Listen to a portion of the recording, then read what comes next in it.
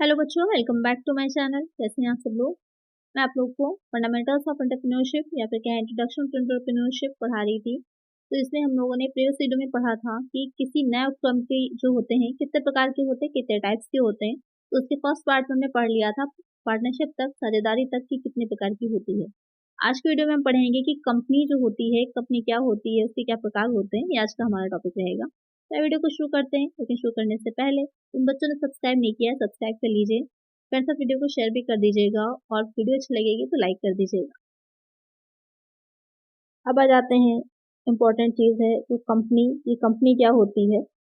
तो एक कंपनी की बात करें अगर हम, तो कंपनी क्या है, जब बहुत बड़े पैमाने पर व्यवसाय की आवश्यकता होती है तो वहाँ पर एक अकेला व्यक्ति या फिर आपस में मिलकर के 20 व्यक्ति साधन नहीं जुटा सकते, इसलिए एक कंपनी की स्थापना की जाती है। कंपनी एक कृत्रिम व्यक्ति मानी जाती है, एक आर्टिफिशियल बॉडी मानी जाती है, यानी कि नागरिक नहीं होती, नागरिकता नहीं होती, लेकिन एक कृत्रिम व्यक्ति की तरह कार्य करती है। काफी बड़े पैमाने पर बिजनेस होता है इसका।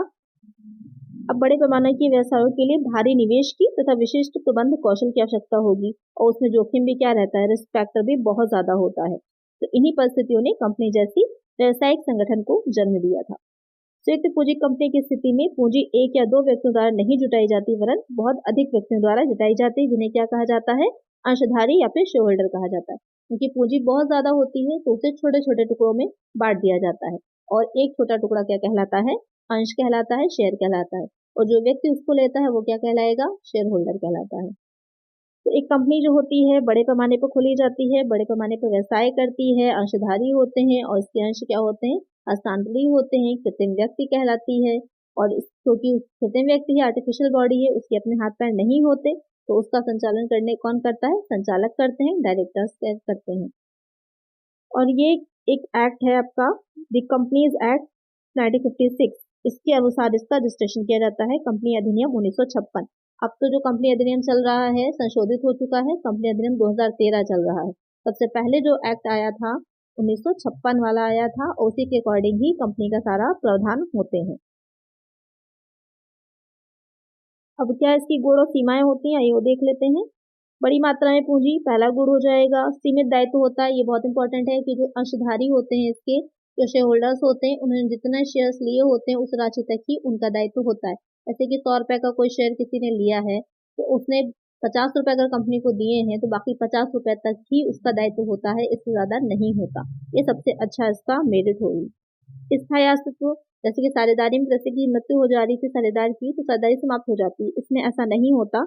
इसमें किसी की मृत्यु हो जाने पर सदस्य की या अंशधारी की कंपनी समाप्त नहीं होती, कंपनी लगातार चलती रहती है।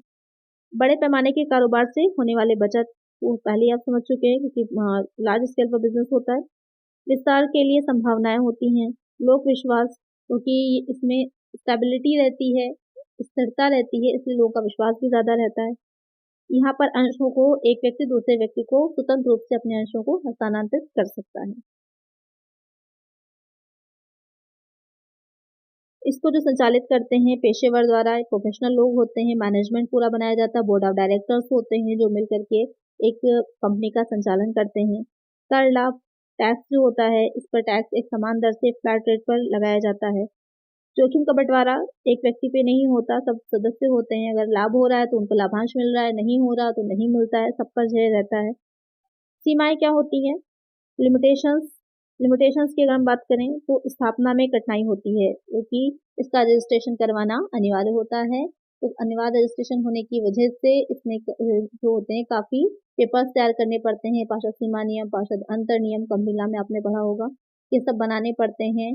उसके बाद ही जाकर रजिस्ट्रेशन हो पाता है, तो उसकी स्थापना थोड़ी सी कठिन होती है। गोपनीयता नहीं रहती, क्योंकि सारी रिपोर्ट्स को एनुअल मीटिंग्स में रखना होता है। आवश्यकता होने पर पेपर में भी बहुत सी ऐसी चीजें हैं जिनको प्रकाशित किया जाता है, जिस वजह से इसमें गोपनीयता नहीं रहती। निर्णय लेने में कठिनाई, क्योंकि ऐसे ही निर्णय नहीं लिए जा सकते, कोई व्यक्ति निर्णय नहीं ले सकता। इसमें क्या होता है, मीटिंग्स रखी जाती हैं, मीटिंग बुलाई जाती है, उसमें निर्णय लिए जाते हैं, तो लेने में कठिनाई होती है। अल्पितों की उपेक्षा, जो शेयरधारी हैं जिनके पास छोटी मात्रा में अंश होते हैं, तो उनके पास मत का अधिकार भी कम रहता है, जिस वजह से उनकी उपेक्षा होती है।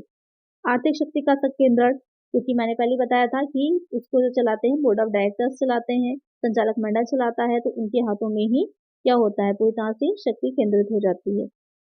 व्यक्तिगत रुचि की कमी, क्योंकि जो भी सदस्य हैं जिनका एक्चुअल में पैसे लगे होते हैं उस कंपनी में, उनको मीटिंग्स कर सकते हैं, सारी चीज़ें कर सकते हैं, लेकिन वो डायरेक्टली खुद से कंपनी को नहीं चला रहे होते, इसलिए उनकी अपनी रुचि कम होती है। अधिक सरकारी प्रतिबंध, तो कंपनी में बहुत से प्रतिबंध लगाए हुए हैं, किस तरह की कंपनी है, प्राइवेट भी हो सकती है, पब्लिक भी हो सकती है, तो बहुत से प्रतिबंध भी होते हैं जिसके अंडर में ही काम करना होता है। कपटपूर्ण प्रतिबंध भी होता है, जिससे कि नुकसान भी हो सकता है जो शेयर होल्डर्स होते हैं उनको। तो ये हो जाएंगे एक कंपनी जो होती है उसकी गुण या फिर दोष या फिर सीमाएं कह सकते हैं आप। एक चीज और प्रचलन में आई है जब से कंपनी अधिनियम 2013 लागू हुआ है कि एक व्यक्ति वाली कंपनी, वन पर्सन कंपनी, जिसे शॉर्ट में ओपीसी बोला जाता है। क्या होती है कि कंपनी अधिनियम 2013 द्वारा प्राइवेट कंपनी की एक नई श्रेणी का आरंभ किया गया जिसे एक व्यक्ति कंपनी कहते हैं। अब कोई एक व्यक्ति भी अपनी कंपनी का सम्मेलन करवा सकता है, यानी कि अब एक ये नई प्रकाशन में आई है वन पर्सन कंपनी। चलिए नेक्स्ट देखते हैं। अब आ जाता है सहकारी समिति, कोऑपरेटिव सोसाइटी। ये आपका राष्ट्र भी है। सहकारी समिति क्या होती है? तो विभिन्न व्यावसायिक संगठनों जैसे एकल स्वामित्व, साझेदारी, संयुक्त हिंदू परिवार, कंपनी, इन सभी व्यवसायों का स्थापना, प्रबंधन, पूंजी, योगदान आदि में क्या है, अलग अलग तरह की असमानताएं हैं। तो इन सब को दूर करने के लिए एक संगठन का जो एक उद्देश्य होता है लाभ कमाना, ये सारी है। लेकिन एक ऐसा संगठन जो लाभ कमाने के उद्देश्य से नहीं बल्कि सेवा करने के उद्देश्य से खोला जाए, जो उसके सदस्य होते हैं उनको सेवा प्रदान करने के लिए, वो कहलाता है सहकारी समिति या फिर कोऑपरेटिव सोसाइटी। ये शब्द जो है वो लैटिन भाषा के शब्द को प्लस ओपररी से हुआ है। इसमें को का अर्थ क्या होता है? साथ, और ओपररी का अर्थ होता है काम करना, यानी कि साथ में काम करना ही क्या कहलाता है? कोऑपरेटिव कहलाता है, सहकारी कहलाता है। अब अगर हम बात करें कि इसमें होता क्या है मेनली, तो ये स्वयं सहायता के सिद्धांत पर आधारित है। इसका उद्देश्य क्या है? अपने सदस्यों की सहायता करना। इसमें लोग मिलकर के एक समूह ग्रुप के रूप में काम करते हैं और इनकी जो अपने निजी संसाधन जो होते हैं, अपने पर्सनल रिसोर्सेज होते हैं, पूंजी होती है, उसको लगाकर ही मेन अपना काम शुरू करते हैं। और ये कौन सा अधिनियम है? तो ध्यान में रखिएगा, भारतीय सहकारी समिति अधिनियम 1912। इसके अंतर्गत इसका काम होता है, या जो भी प्रावधान है वो दे रखे हैं। डेफिनेशन क्या दी है इन्होंने? ऐसी समिति जिसका उद्देश्य अपने सदस्यों के आर्थिक हितों को सामूहिकता के सिद्धांत को प्रोत्साहित करना है, सरकारी समिति कहलाती है। तो आप समझ गए होंगे क्या होती है सहकारी समिति। अब आते हैं विशेषताएं क्या होती हैं। स्वैच्छिक साझेदारी होती है, खुली सदस्यता है, सदस्यों की संख्या, इसमें सदस्यों की संख्या क्या रहती है? कम से कम 10 होने चाहिए, मिनिमम 10 और अधिकतम कितने होते हैं? 50। मिनिमम 10 सदस्य और अधिकतम 50 सदस्य मिल करके जो सहकारी समिति होती है उसकी स्थापना कर सकते हैं। पंजीकरण किसके द्वारा होता है? भारतीय सहकारी समिति अधिनियम 1912 या फिर राज्य सहकारी समिति अधिनियम के अंतर्गत इसको पंजीकृत कराया जाता है। फिर आ जाएगा राजकीय नियंत्रण। इसमें चूंकि सहकारी समिति का पंजीकरण क्या होता है, ध्यान रखिएगा, अनिवार्य होता है, इसलिए इस पर किसका नियंत्रण रहता है? सरकार का नियंत्रण बना रहता है। पूंजी, सदस्य जो होते हैं वो पूंजी में अंशदान करते हैं। लोकतंत्रात्मक प्रबंध है, क्यों? क्योंकि ये सेवा के उद्देश्य से स्थापित होता है, ना कि लाभ के उद्देश्य से। उसके बाद इसमें सेवा उद्देश्य होता है, पूंजी निवेश का प्रतिफल होता है और अधिशेष का वितरण होता है। तो ये हो जाते हैं आपके सहकारी समिति। अब इसके आ जाते हैं कि कितने टाइप्स होते हैं। टाइप्स ऑफ कोऑपरेटिव सोसाइटी, क्या टाइप्स रहते हैं? उपभोक्ता सहकारी समितियां होती हैं। इनका क्या रहता है? उपयुक्त कीमत पर उच्च किस्म की उपभोक्ता वस्तुएं उपभोक्ताओं को उपलब्ध कराकर उनके हितों की रक्षा करना।